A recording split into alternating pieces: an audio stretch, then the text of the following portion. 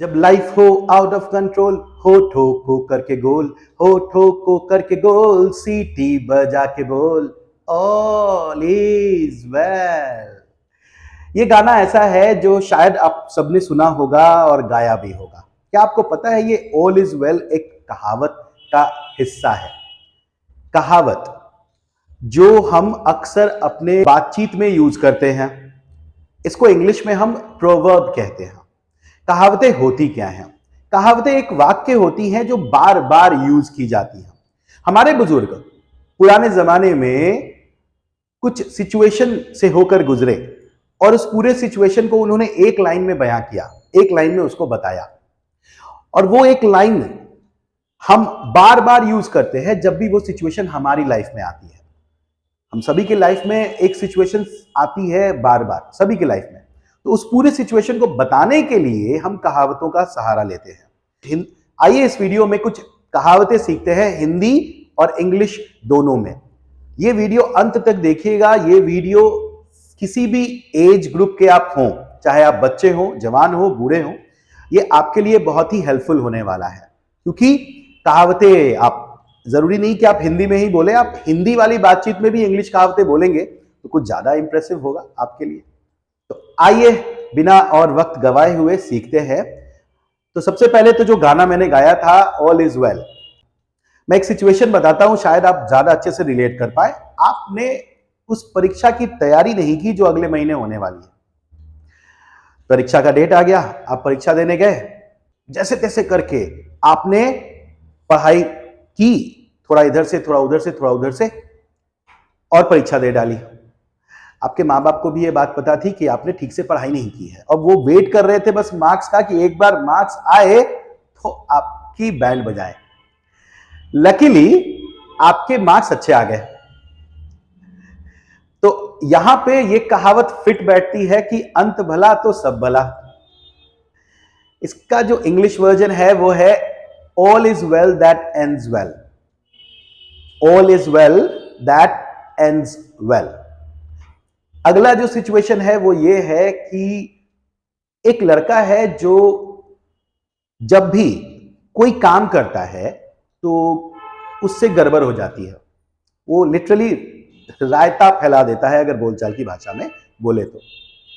वो अपने पिताजी से पूछता है, पिताजी ये ऐसा मेरे साथ क्यों होता है कि मैं जब भी कोई काम करता हूं वो हो ही नहीं पाता है।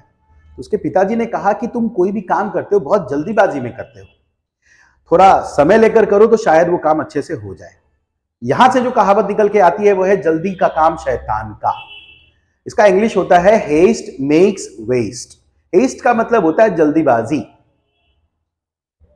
इस हेस्ट से एक और कहावत निकल के आती है कि आपने सुना होगा कि जल्दीबाजी में की गई शादी है जीवन की बर्बादी। इसका जो इंग्लिश वर्जन है वो ये है marry in haste, repent in leisure. अगर आप जल्दीबाजी में शादी करेंगे तो बाद में आप पछताएंगे। अगला जो सिचुएशन है वो ये है कि सपोज मैं अपने एक स्टूडेंट को कह रहा हूं कि अरे तुम बहुत मोटे हो गए हो, थोड़ा कम खाया करो, व्यायाम वगैरह किया करो। तो मेरी ओर देख के क्या कहेगा? सर पहले खुद को तो देख लीजिए, खुद तो पहले वो कर लीजिए जो मुझे कह रहे हैं। उल्टा चोर कोतवाल को डांटे, हाँ, खुद मोटे और मुझे वजन कम करने को कह रहे हैं। तो यहां पे जो कहावत निकल के आई है वो है उल्टा चोर कोतवाल को डांटे। इसको इंग्लिश में कहते हैं the pot is calling the kettle black. The pot is calling the kettle black. उल्टा चोर कोतवाल को डांटे। अगला जो सिचुएशन है वो ये है कि एक लड़का है, उसे 10,000 रुपयों की जरूरत है। उसने अपने दोस्त को फोन किया कि मुझे 10,000 रुपए दे सकते हो क्या? तो उसके दोस्त ने बोला ठीक है मैं दे दूंगा। जब वो गया अपने दोस्त के पास तो उसका दोस्त कह रहा है कि ऐसा है मेरे पास 10,000 रुपए तो नहीं है, मैं 500 दे सकता हूं। तो ये कह रहा है कि अरे 500 रुपए से क्या होगा, मुझे 10,000 की जरूरत है। 500 रुपए तो महज एक ऊंट के मुंह में जीरा मात्र है। तो जो इससे जो कहावत निकल के आई वो है ऊंट के मुंह में जीरा। यानी जरूरत जितनी है उससे कहीं कम मिलना। तो इसका जो इंग्लिश वर्जन है वो है a drop in the ocean. A drop in the ocean, इसको ओशन बोलेंगे, ओशियन नहीं बोलेंगे।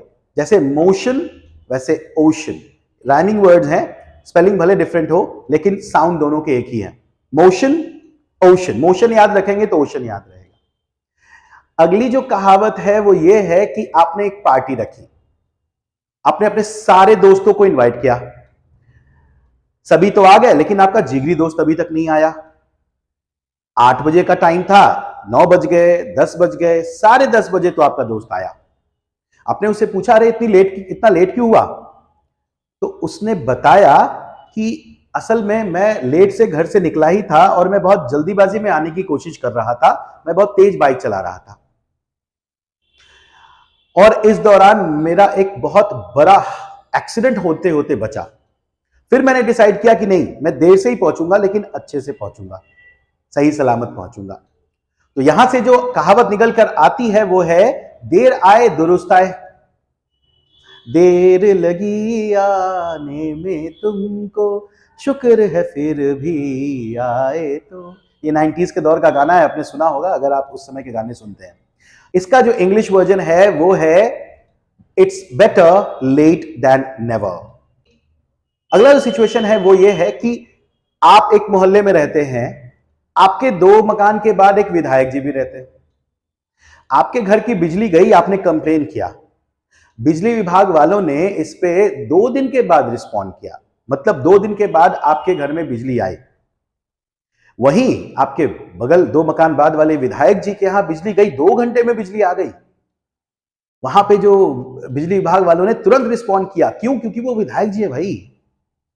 तो यहां से जो कहावत निकल कर आती है वो है जिसकी लाठी उसकी भैंस।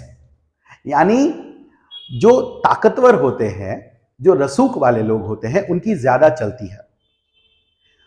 और इसका जो इंग्लिश वर्जन है वो है माइट इज राइट।